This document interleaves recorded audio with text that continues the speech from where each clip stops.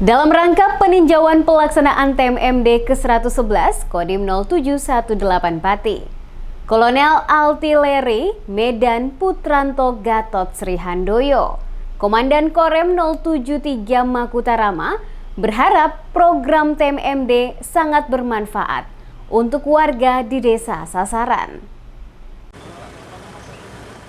Kolonel Artileri Medan Putranto Gatot Sri Handoyo, Komandan Korem 073 Makutarama meninjau pelaksanaan TMMD ke-111 Kodim 0718 Pati yang dilaksanakan terpusat di Desa Taman Sari, Kecamatan Jaken, Kabupaten Pati.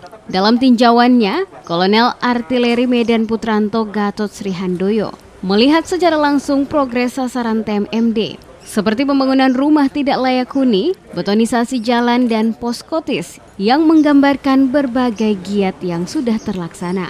Kolonel Artileri Medan Putranto Gatot Sri Handoyo berharap berbagai sasaran fisik dan non-fisik program TMMD yang didambakan masyarakat diharapkan sangat bermanfaat dan membantu masyarakat Desa Taman Sari. Sekarang saya ke lapangan untuk meninjau tadi di posko di Desa Taman Sari, ya. Kita lihat poskonya sudah menggambarkan apa yang dikerjakan selama ini. Kemudian sekarang saya di salah satu rumah warga yang sedang direhab.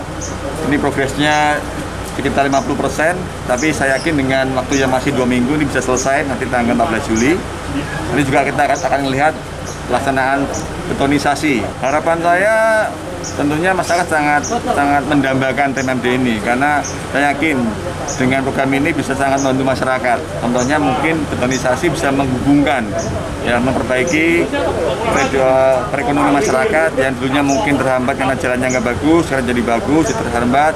Dan juga mungkin masyarakat yang diperbaiki rumahnya juga sangat bersyukur, karena dengan anggaran yang juga tidak begitu besar, tapi bisa untuk diganti dengan rumah yang nanti layak huni. Gitu. Selain itu, Kolonel Artileri Medan Putranto Gatot Sri Handoyo juga memberi himbauan kepada anggota Satgas agar menjaga protokol kesehatan dengan ketat selama bertugas di lokasi sasaran TMMD.